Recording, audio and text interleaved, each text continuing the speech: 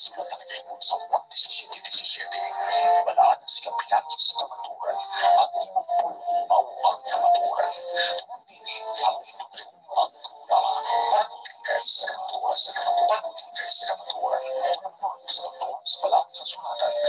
Pagtuloy ang ilang tumala Evangelist Brother Judy Light.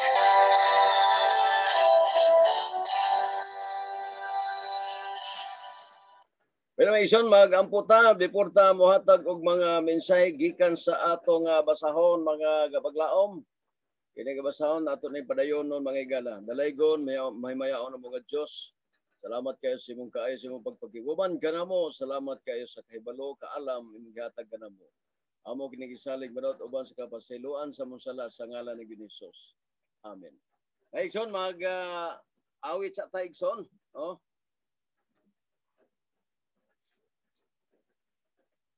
Awit sa taigson, no? Langit ang hinungdan.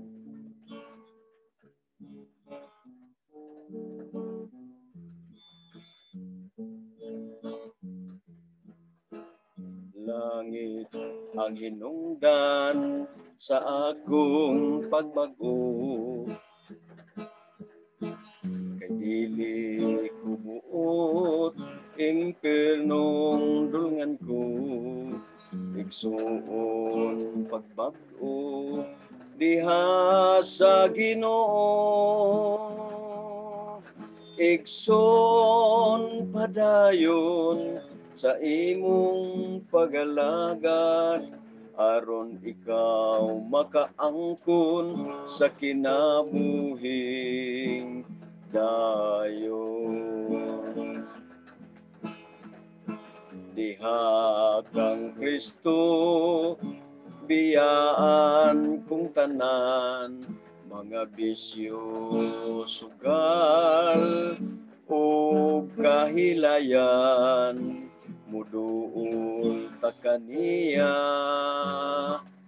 Diha kang Kristo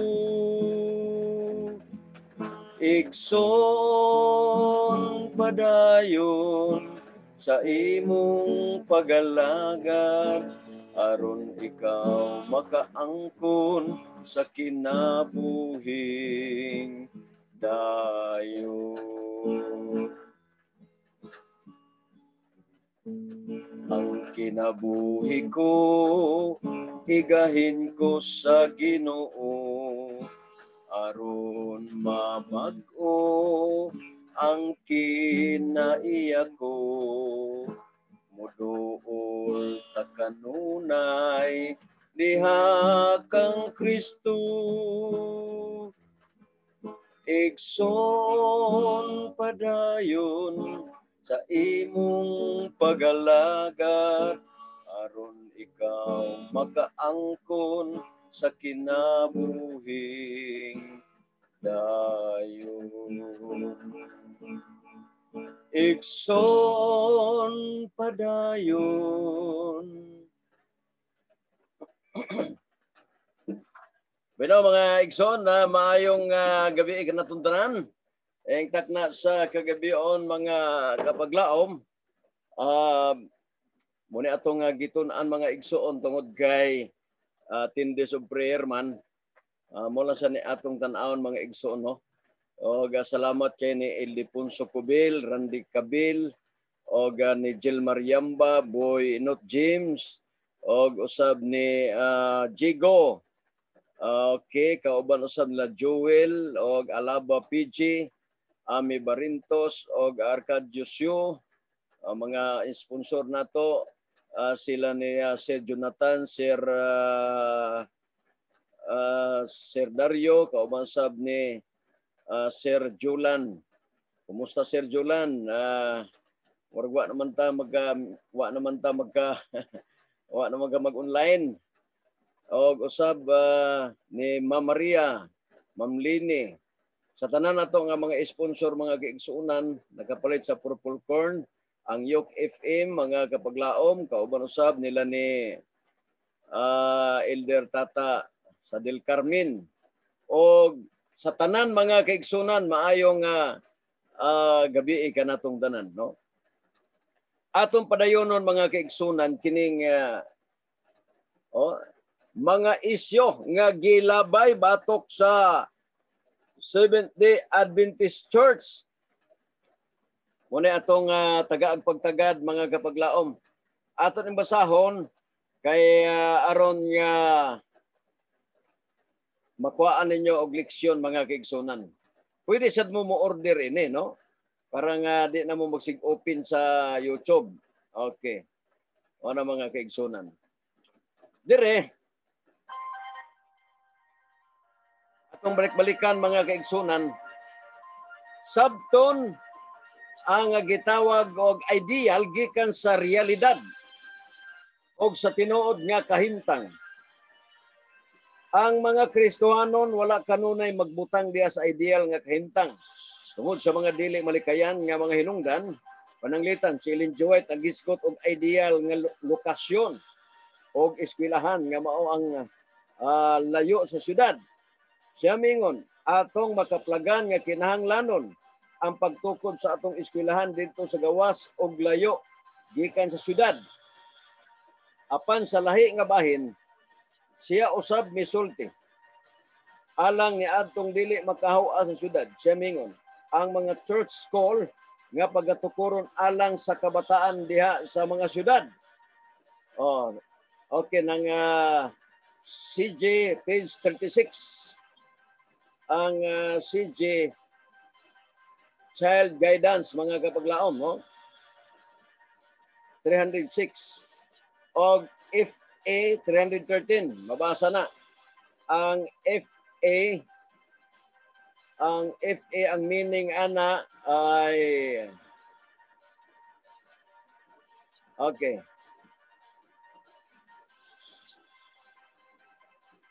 Mo ni mga kaigsoon, no? Wala man nato makita dire. Pero ang evangelism atong makita sila nga mukutlo gikan sa testimonies sa mga pinakakusgan nga mga pagkasulti o sa walay pagdala o paghimo sa pagtagad sa mga sirkunstansya diin ilalom manas ang mga pasidaan gipahimangno og gikahatag unya og ipamugos nila diha sa tanang kahimtang. Tungod ni ana sila nagahatag og dili himsog nga impresyon diha sa mga hunahuna sa mga tao. Dunay kanunay nga mga andam sa pagkupot og bisan unsa nga kinaiya nga ilang gamiton og pagprinda sa mga tao ngadtos dool sa higpit nga pagsulay og magabuhat og mga kaugalingon nga kinaiya sa mga pagreporma.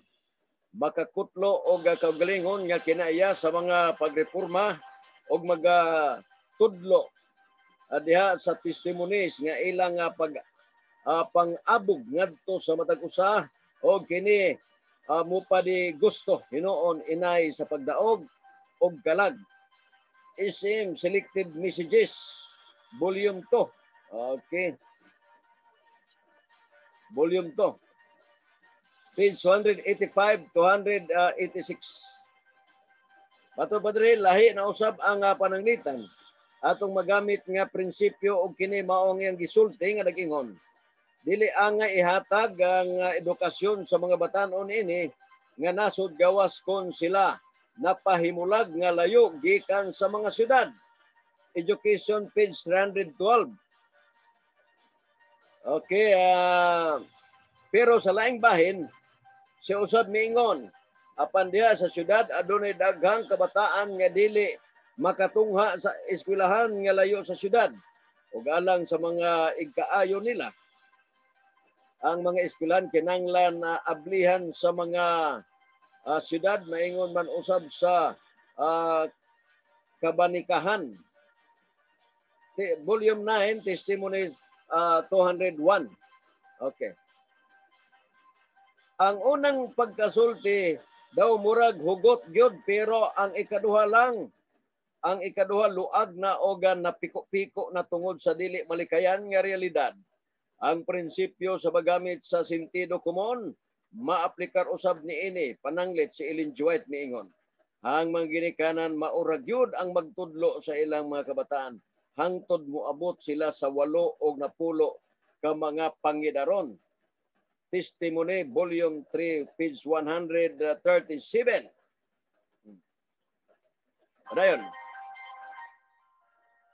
Parents should be the only teachers of their children until they have reached 8 or 10 years of age. Ato na matikdan kay maglaom, nga walay kondisyon ang mao nga pagkasulti apan sa lahi nga bahin, makita nato ang luag kaayo nga pagkasulti. Ang mga inahan kinahanglan magtudlo sa ilang mga gagmayng kabataan. Kung ang matag inahan takos nga mahimo niini ug mugahin og panahon sa pagtudlo sa iyang mga kabataan sa leksyon sa sayo nga bahin sa kinabuhi. Nan ang tanang kabataan matipigan dias kuluy-anan nga tulunghaan hangtod moabot og maabot nila ang edad nga 8 o 9 o 10 ka mga pangidaron.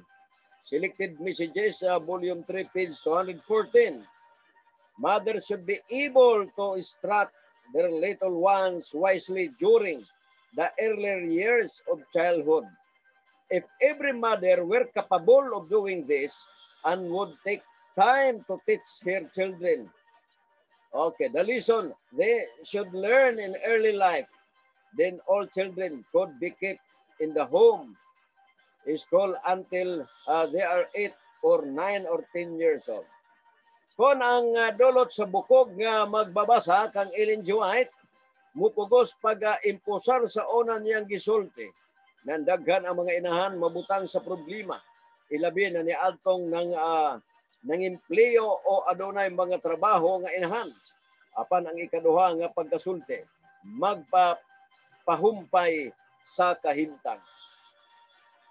Sa lahi na usab nga kahimtang, atong makutlo ang paggamit sa prinsipyo diya sa paggamit sa sentido komon. Ang sama sa iyang gisulti ni adtong 1890 nga nag-ingon, ang droga nga pagpanambal sa kasagaran nga praktis mo'y usa ka tunglo, mag-edukar ka palayo sa droga. Testimony sa page 85. Drug medication as it is generally practiced is a course educate away from drugs. Apan sa pagka-1894 sa Sulusi Campus, adunay paglaganap sa malaria. Sila may dumili sa paggamit sa quinine sa 7 ka mga naigo nga malaria. Tulo lang ang nabuhi tungod kay kining tulo wala musunod sa sulat ni Ellen G. White sa iyang gitudlo may tungod sa droga. Sa diya nga gisugat si Ellen G. White o gipangutana sa usa ka inahan kansang anak nakaikyas sa kamatayon gikan sa sakit sa malaria human sa panghitabo. Nakasala ba ako tungod kay akong gipagamit ang akong anak og quinine? Sa diya nga wala na ko'y lain nga nahibaluan nga pamaagi sa pag-check sa malaria o nga akong gilantaw nga siyan mamatay kundili madapatan ni ini. Si Ellen G. White mitubag wala gidahom gikan kanato nga mahimo sa pinakamaayo nga atong maarangan. Selected Messages, Volume 2, 282. Okay. Atong napupo kapag laom ang mga kahimtang diin ang uban nga mga prinsipyo na aplikar og sila nagpatin-aw gayud unsa ang husto nga paghubad sa mga sinulat, ang pagkapanatiko o ang pagkakapigot o ekstremista. Mao gayud ang dili malikayan nga resulta kung paghubad niini ato na nga tubagon ang mga isyo nga gihapak ngadto sa mga gipractice sa o gibatnan sa Seventh-day Adventist Church. Isyo sa dili paghaling og kalayo sa adlaw igpapahulay. Okay, isyo mga kaigsunan. Apan sa dili pa higala, maminaw sa ta og matahong nga awit mga igsoon, awit nga naguluhan, Ginoo salamat Ginoo. Okay, paminaw nato higala.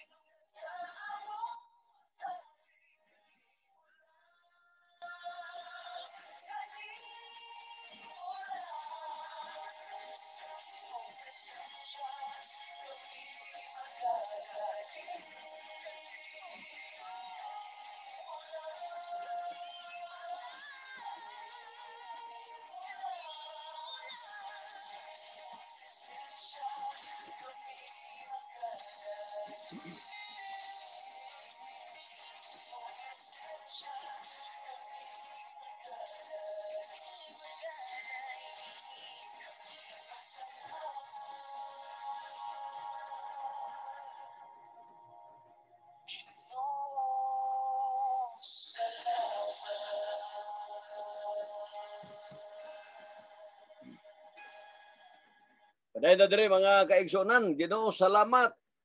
Unay daghang grasya nga gihatag sa Ginoo mga kawaglaom.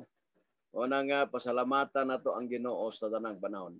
Niya na tas isyo mga igala. Kay libro mong gunin niya muna nga atong gisunod yun ba, no? kadtong maingon diri isyo sa dili paghaling og kalayo sa adlay pahulay. Kadtong mga nagaakusar sa mga SDA nga nagahaling og kalayo sa adlong igpapulay nagagamit sa teksto sa Exodo 35:3 nga nag-ingon dili kamo maghaling og kalayo sa inyong mga puloy-anan sa adlaw nga igpapahulay. Tungod niini mabasa sa Biblia nga nagdili sa paghaling og kalayo sa adlaw papahulay. Ang uban nga mga namulag sa Seventh-day Adventist nagdumili sa paghaling og kalayo sa adlaw nga igpapahulay. Apan ang pangutana mao kini. Kini nga pagkasulti prinsipyo ba o policy? Ang pagdili sa paghaling nagapadayon ba nga gipatuman bisan human sa ilang kasinatian sa kamingawan? O ang context sa paghatag sa mando mao ang panahon nga sila nagapanaw sa kamingawan? May tungod diini nga pagdili ang Seventh-day Adventist Bible Commentary nag-ingon. Ana. Ni antong unang mga panahon, ang paghaling og kalayo na ginahanglan og igo-igo nga trabaho sa makumparar nga init nga klima sa rehiyon sa Sinai, nagahimo og artificial nga pagpainit nga dili kinahanglanon ug ang paghaling magamit lamang sa pagpangluto nga mga katuyuan nga dili kinahanglanon sa maayong panglawas sa mao nga klima. Ang init nga pagkaon dili pagaandamon sa adlawng igpapahulay, kini nga sugo istrikto gayud nga gisunod bisan sa mga mabugnaw nga mga panahon, sa mga karayti nga mga Hudiyo nga wala magtugot sa paghaling og pagpasiga og bisan unsang suga sa ilang balay sa adlawng igpapahulay. Apan bisan pa ni ana, daghan sa mga Hudiyo ang nagatan-aw niini nga pagdili, ingon nga temporaryo lamang og nga sila naghaling og magpasiga og suga bisan sa Palestina. Apan ang mga istrikto nga mga Orthodox nga mga Hudiyo wala magaluto og pagkaon sa adlaw nga igpapahulay. Okay. Wala magluto og sa adlaw nga igpapahulay. Padayon, ang gisulti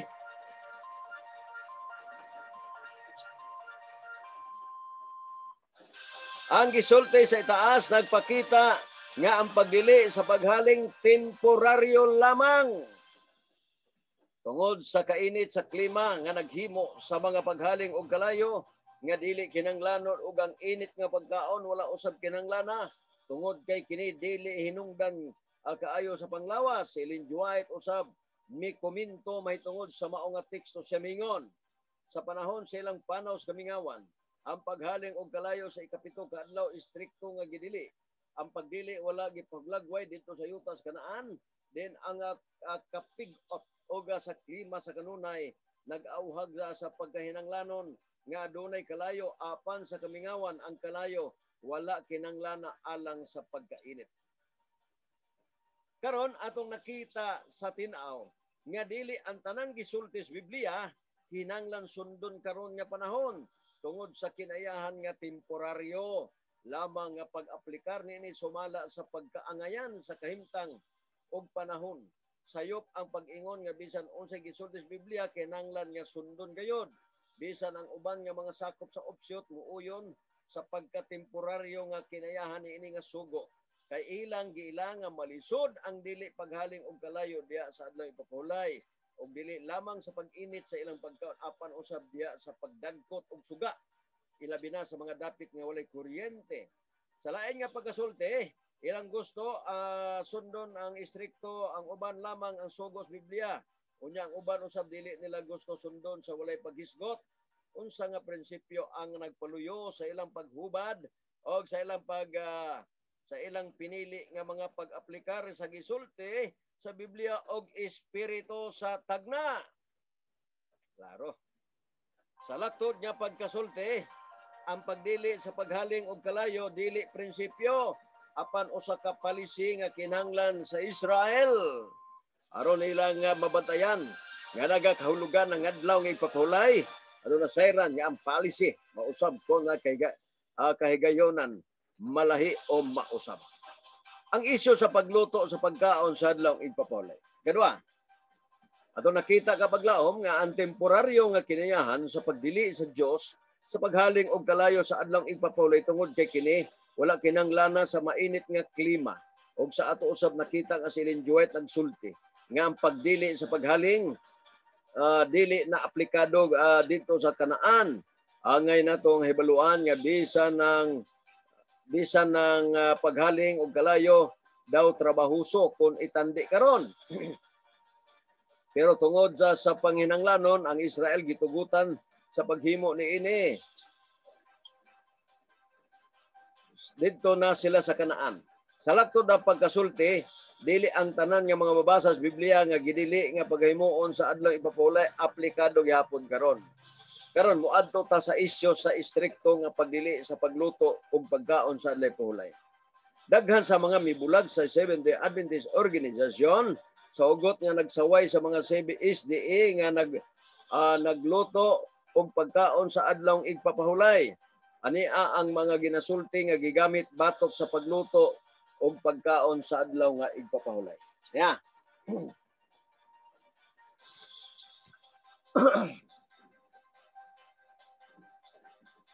Karon moadto ta sa isyu istriktos nga pagdili sa pagluto og pagkaon sa adlaw ipapahulay og daghan sa mga mibulag sa Seventh Adventist nga nagsaway, no? Mo na ni SDA nga nagluto. Karon sa Exodo 16:23 og siya mingon kanila kini mao ang giingon sa Ginoo. Ugma maunang balaan nga pagpahulay adlaw nga ipapahulay ngadto sa Ginoo ang pagalutoon ninyo lutoan ninyo karon ug pagalungago ninyo lungagan ninyo karon ug ang tanan nga makapin kaninyo tipigan ninyo hangtod ugma sa buntag. Testimony Volume 6 sa 355, pahina 355. Sa Biyernes himua ang pagpangandam alang sa mga adlaw ipapahulay. Makumpleto tanawa nga ang tanang sapot maandam na ug ang pagluto mahimo na. Himua nga ang butas napaitom na ug ang pagkaligo nahimo na. Posible ang paghimo nini kung imo kining himuon nga balaod mahimo nimo kini. Ang adlaw ipapahulay dili gihatag alang sa pag-ayo sa mga sapot, sa pagluto, sa pagkaon o sa pagpangita o kalingawan o sa bisan unsa nga buhat sa kalibutan. Testimony Volume 6, page 135. Og Volume 3, SJ 253. Ang SJ Spiritual Gift, page 253. Og sa MH, page 307. MH ko nagitawag Ministry of Healing. Okay. Unsa may giingon diri? Ang pagluto arita sa Spiritual Gift, Volume 3. In English, the Lord is no less particular now in regard to his Sabbath than when he gave the foregoing special direction to the children of Israel. He required them to bake that which they would bake, ito paluto, and sit, that is a boil, that which they would sit on the 6th day, preparatory to the rest of the Sabbath. Those who neglect to prepare for the Sabbath on the 6th day and who cook food upon the Sabbath violate the fourth commandment and are transgressor of God's law. All who are really anxious to observe the Sabbath according to the commandment will not cook any food upon the Sabbath. Okay. Ang MH 307 kon gitawag og Ministry of Healing. Matod pa diri, cooking on the Sabbath should be avoided, but it is not therefore necessary to eat cold food. In cold weather, the food prepared the day before should be heated, and let the meals, however simple, be palatable and attractive. Ato una nga i-konsiderar ang teksto sa Exodo 16:23. Ang konteksto sa maong kapitulo nagisgot sa mana nga mao'y pagkaon sa Israel sa ilang panaw sa kamingawan. Hibaluin nga diha mismo sa maora nga kapitulo adunay sa sugo ang Dios pagdili sa pagpagawa sa ilang dapit sa adlaw ipapahulay. Ang teksto nag-ingon. Exodo 16:29, tanawan ninyo kay ni ana si Yuba naghatag kaninyo sa adlaw ipapahulay. Tungod ni ini siya naghatag kaninyo sa ikaunom ka adlaw tinapay. Ngalan sa duha ka adlaw magpuyo anta sa tagsa siyang puloy-anan og walay bisan kinsa nga magagula gikan sa dapit sa ikapito ka adlaw. Ang mga nag-angkon nga reformador sa hugot gayod nagpalig-on nga ipasunod ang bersikulo 23. Pero hilom sila kaayo sa bersikulo 29. Dili sila gustong muisgot ni ini nga bersikulo kay ilang nakaplagan nga sila nagalapas ni ini nga sugo sa Dios. Wala usab sila gi-explicar unsa ang prinsipyo sa paghubad. Ang ilang nga ginasunod sa istrikto nga pagsunod sa bersikulo 23. Pero walay imik nga ipa-istrikto nga sundon ang bersikulo 29 nga tinuod mao nga ang bersikulo 23 ug 29 pareho ra nga nagdili kini nasulat pareho ra nga kahimtang og konteksto. Ang pamaagi higala, ang pamaagi sa mga nag-angkon nga reformador mao ang pagpili o pagpamili sa ang isulti sa teksto sa Biblia nga gusto nila nga i-imposar o hugot ipatuman ang asa ang teksto nga dili nila tagdon kay wala nila sunda o kini mao ilisod sabton nga pamaagi nila. Usa ka option gipangutanan nako ngano nga gipugos niya ang pagpatuman sa bersikulo 23 pero ang bersikulo 29 wala nila ipatuman. Ang iya mga tubag mao nga ang bersikulo 29 dili na aplikado sa atong panahon karon kay kana gisulti didto sa ilang sa kamingawan. Ako siyang gipangutana og usab dili ba ang bersikulo 23 gisulti didto man usab sa ilang panaw sa kamingawan. Ang iyang tubag mao nga si Ellen G. White nag-imposar may tungod sa bersikulo 23 sa pag-ingon nga ang magluto sa adlaw ipapahulay malapason sa ikaupat nga sugo apan sa bersikulo 29 wala na si Ellen G. White hisgot. Ako siyang nga gipangutana og usab wala ba moabot sa imong hunahuna ngano nga ang bersikulo 23 ra ang gisgutan ni Ellen G. White nga ipatuman sa iyang panahon ug unya ang bersikulo 29 wala na siya maghisgot nga ipatuman siya mihilom og makadyot ug unya sa ulahi siya mitubag sa pag-ingon wala daw siya kahibalo unya ako siyang giimbitar nga tun-an namong duha ang hinungdan og ngano. Apan ang punto ato napalig-on nga dili ang tanang gidili diya sa adlaw papahulay ginaamposar pa hangtod karon tungod kay uban temporaryo lamang ang nakadepende sa kahimtang sitwasyon sama sa pagdili og gahaling og kalayo sa dili pagpagawa sa ilang dapit sa adlaw papahulay. Ang pagdili sa paggawa sa dayag nga temporaryo lamang og base sa kahimtang tungod kay human sa pagpaulan og mana wala nay rason nga sila manggawas pa sa ilang dapit aron sa paggamit og mana kay ang Dios wala na magpaulan og mana sa ikapitong adlaw og usab human sa ilang panaw sa kamingawan wala nay mana nga gipaulan dugang pa ang Biblia nagpakita og ebidensya nga ang pagdili sa paggawa sa ilang dapit dili na aplikado sa ikaduhang hari 11:9 nag-ingon. Ikaduhang hari 11:9 og ang mga kapitan sa tinaggatos naghimo sumala sa tanan nga gisugo ni Joiada. Ang saserdote og gidala sa tagsagsa kanila ang iyang mga tao kadtong nanganha sulod sa adlaw nga ipapahulay uban ni adtong mga gagula sulod sa adlaw ipapahulay o nanganha kang hiyo Joiada o nanganha ang saserdote. Sa bagong tugon ang maong nga pagdili wala na usab ginabantayan ang buhat 16:13 nag-ingon. Og sa adlaw og sa adlaw nga ipapahulay migula kami sa gawas o sa ganghaan haduol sa usag ka suba diin amo nga pangunahon na may dapit sa pag-ampo og milingkod kami og nakigsulti sa mga babaeng nagkatigom Apan angay ni adtong hibaluan nga walay tikso sa Biblia nga nagsulti nga ang bersikulo 29 dili na kinahanglan sundon og wala na ipatuman.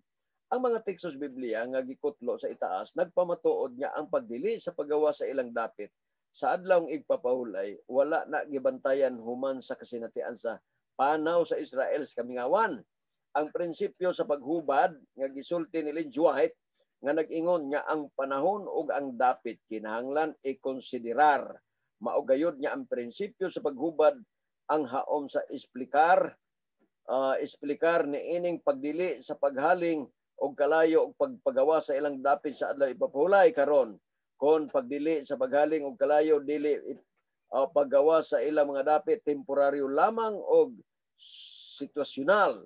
Kini ba maaplikar usab sa isyu sa pagluto sa pagkaon na Exodo 16:23? Ang prinsipyo sa ikonsiderar ang panahon ug lugar, aplikado ba niini nga isyu? Atong usisahon nga paglaom, ngano nga ang mga Israelinhon sa kamingawan gimanduan sa pagluto sa mana sa ikaunom ka adlaw. Unsa man di ay ang pamaagi sa pagluto niini, ang numeros 11:8 naghulagway unsa ka kuti og trabahuso ang pag-andam sa mana ingon nga pagkaon. Ang tikso nag-ingon. Numeros 11. 7:8. Og ang mana ingon sa liso sa kulantro. Og ang iyang hulagway ingon sa hulagway sa bidilyo.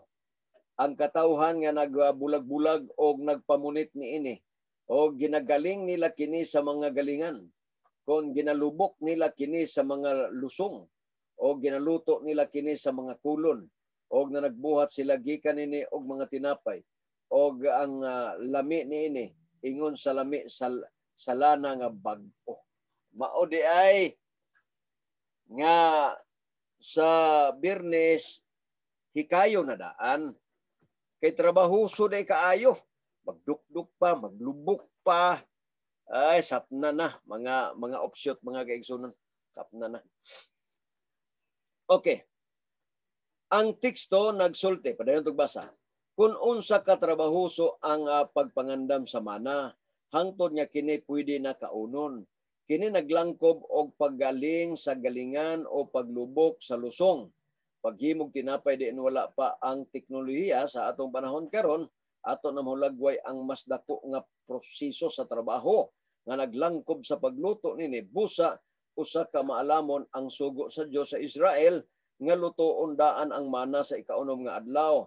Apan ngano man nga si Ellen G. White sa iyang komento sa Exodo 16:23 may tungod sa kamingawan nga kasinatian sa Israel.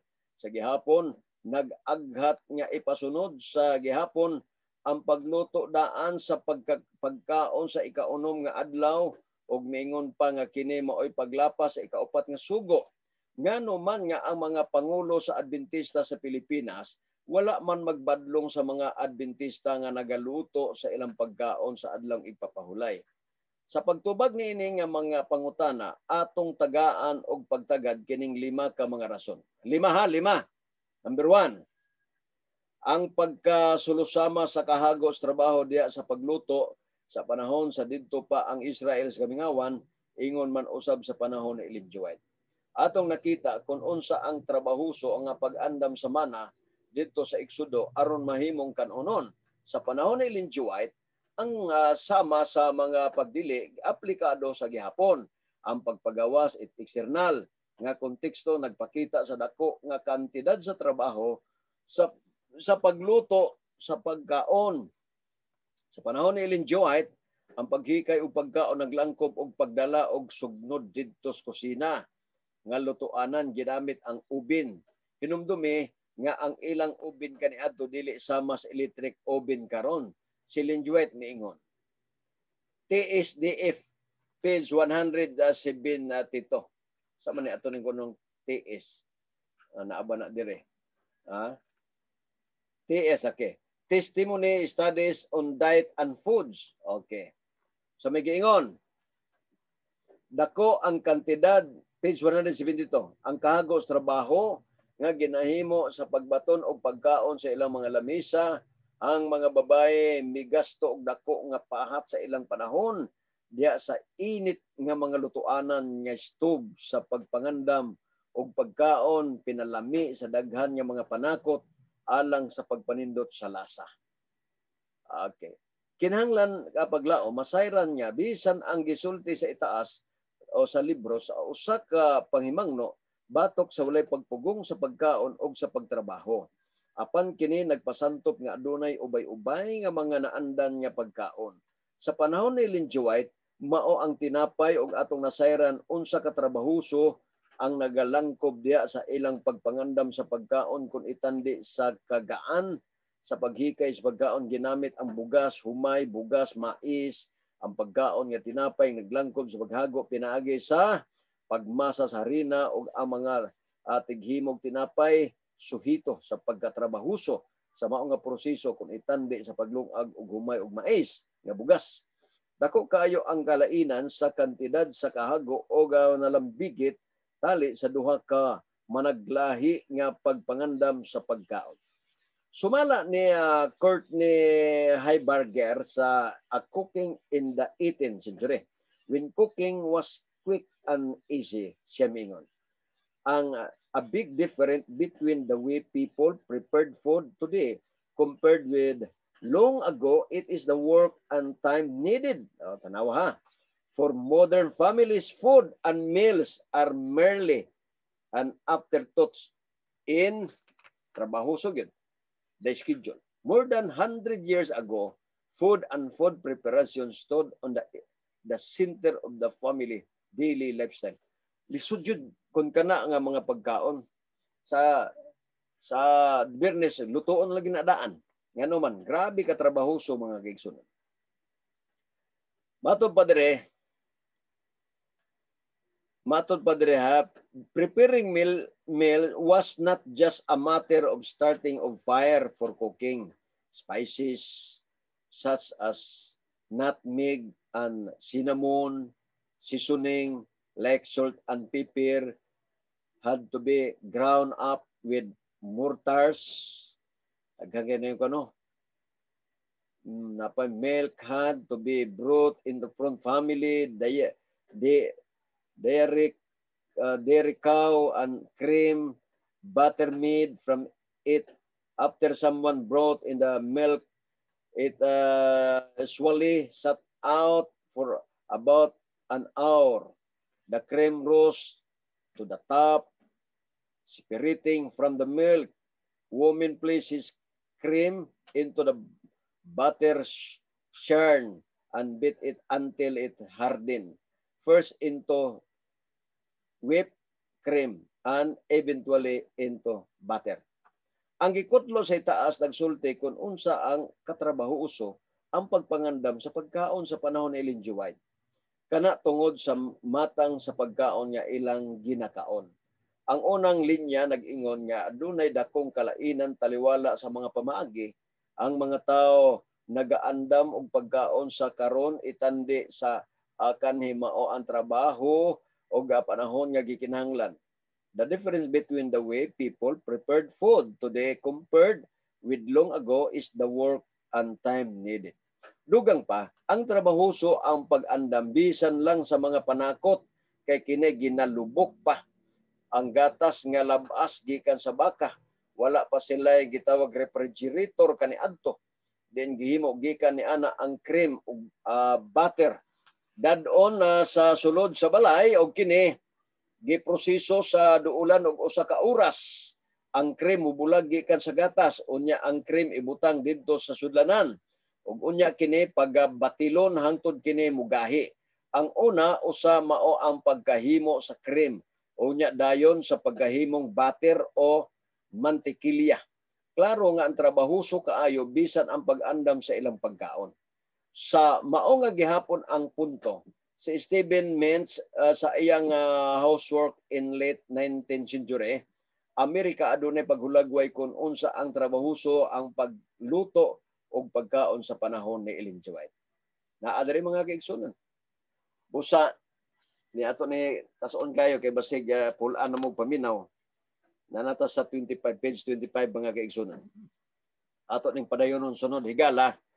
Ato lang hinumduman mga kaigsunan nga ang paghaling mga kaigsunan dili siya problema, ang pagluto dili siya problema. Pero ato lagi ikosindir gitawag nato og itandi ang sauna. Oh. Atong i-consider ang panahon o ang mga panghitabo o sa ilang panahon. Ngano man, trabahoso man kay tinapay man kanang mana di ay mga igsoon, lubukon pa, panit-panitan pa, unya galingon nya human himuon pang tinapay nya magsugnod pa, adi na ta kasimba ana.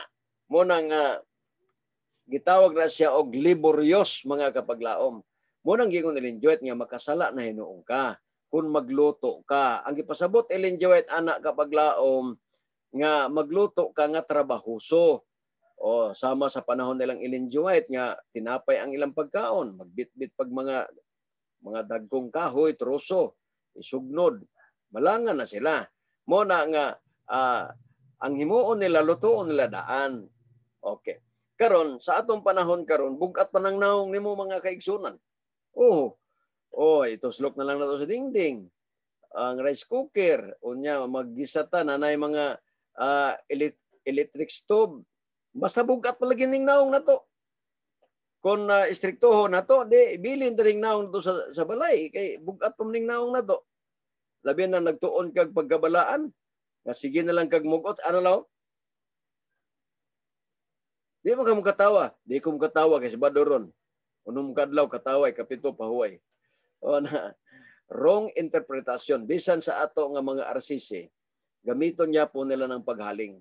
Kuno dili na matuman mga igsoon. Sabton ninyo ha, inyong sabton. Nga mauna ang gisulti sa Biblia o sa sulat ng Ellen G. White. Nga trabahoso mo'y bawal mga kaigsunan. Pero kining ginahimo nato din pagkaon mga igsoon. Mao lagi na mas bugat pa ning naong nato. Dili na siya sala mga kaigsunan. Ngano man gitugot na sa adlong igpapahulay. Mga kaigsunan na wala namang gitay panahon, salamat sa inyong pakig-uban sa kanunay diri sa atong pag-utingkay. Ang atong isyu nga gilabay batok sa SDA Church, mga isyu nga gilabay batok sa SDA Church ato nang napay page 25 na ta. O kinsa tong mo order lang, musugot mo, sirukan lang nato. Padala lang mo, ipadala po nako. Kamulay mag punto kung napulo mo kabuok mga kaigsunan, usara ka padala ang inyong kuano para nga mapadala diya sa inyo. Atulan ng kuanon og nabapoy ako mabili na kay pasirok ra nato na no. Okay. Thank you very much mga kaigsunan. O ang Diyos magapanalangin, more power. O thank you kayo. Labi na nagkamulo pa ang atong 10 days of prayer mga higala. Thank you very much. May gabi.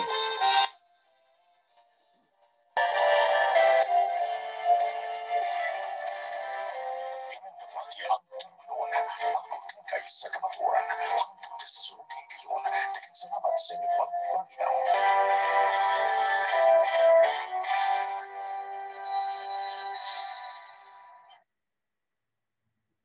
Thank you very much mga kapaglaom. O ang Diyos panalangin kanato sa tanang panahon.